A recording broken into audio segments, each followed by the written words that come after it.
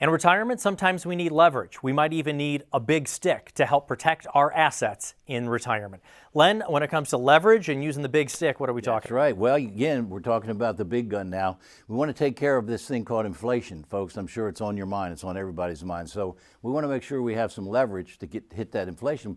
Same thing with this cane. You know, I've got a lot of leverage and I've got room, right, to strike wherever I need to strike. Okay. And I could strike there as well. So the point is, I've got leverage. Same thing with a guaranteed lifetime income annuity. All right, that annuity, if you ladder it properly, folks, can give you the leverage you need to make sure you have the income that you want to cover your floor for the rest of your life. You'll get a check. If you live to 120, you're going to get that same check. Folks, it's a great thing.